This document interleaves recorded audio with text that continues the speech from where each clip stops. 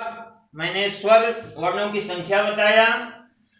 अब इसके स्वर वर्ण के भी भेद होते हैं जी। स्वर वर्ण के 3 भेद होते हैं। स्वर वर्ण के 3 भेद होते हैं। पहला ह्रस्व स्वर।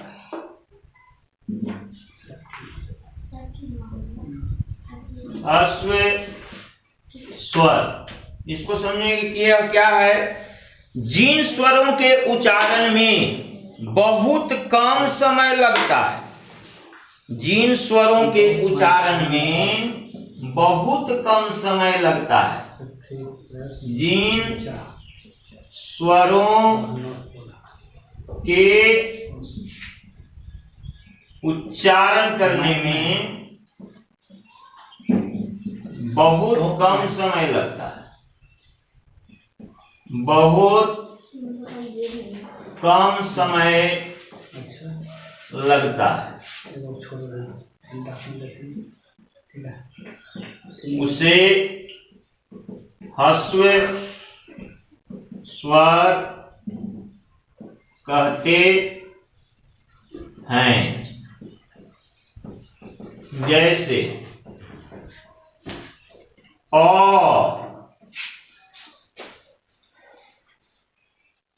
ई, उ और ली। अ, ई, उ, ली, ये 4 गो जो स्वर है ये ह्रस्व स्वर के अंतर्गत आता है। और दूसरा है दीर्घ स्वर। स्पष्ट है, दीर्घ का अर्थ होता है बड़ा। तो जिन स्वरों के उच्चारण में ह्रस्व स्वर से दुगना समय लगता है उसे दीर्घ स्वर कहते हैं। जिन स्वरों के उच्चारण में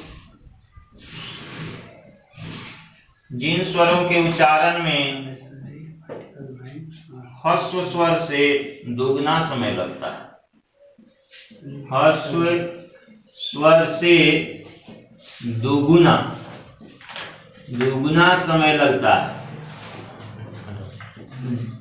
दुगना समय लगता है, उसे दीर्घ स्वर कहते हैं। दीर्घ स्वर कहते हैं। जैसे आ, दीर्घई, दीर्घऊ, आ, ई, दीर्घऊ, ए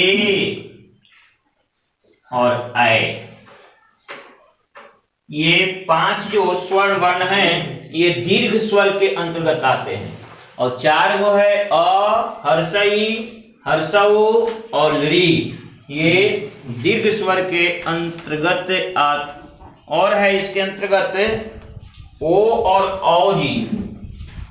ओ भी है दीर्घ स्वर में और औ है, तो कुल संख्या हो गया 7।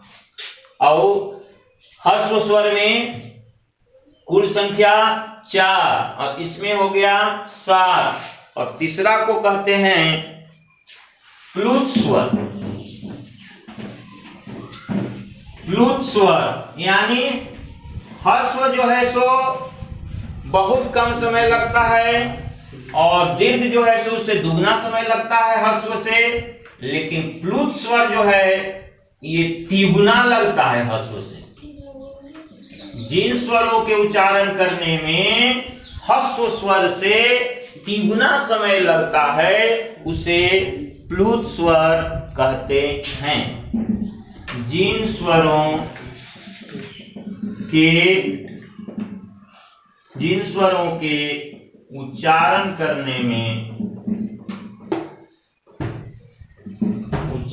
करने में ह्रस्व स्वर से तिगुना समय लगता है ह्रस्व स्वर से तिगुना समय लगता है उसे प्लुत स्वर प्लुत स्वर कहते हैं। जैसे उदाहरण के लिए प्लुत स्वर को दर्शाने के लिए स्वर के आगे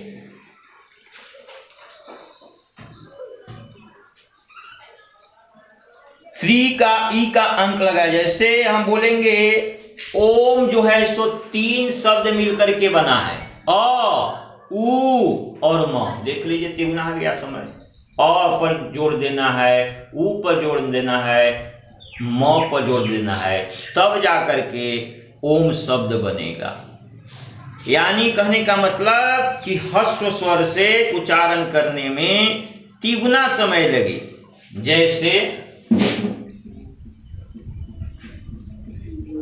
हमको बोलना है ओम, ओम का उच्चारण ओ म, तो इसमें आ गया अ, उ और म, 3 शब्द मिलकर के ओम शब्द का निर्माण हुआ।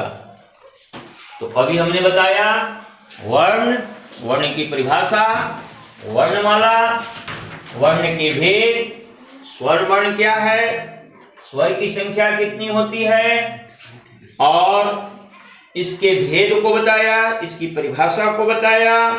अब इसका एक और जो भेद होता है जिसको व्यंजन वर्ण कहते हैं, उस पर चर्चा भी हम करें। व्यंजन वर्ण क्या है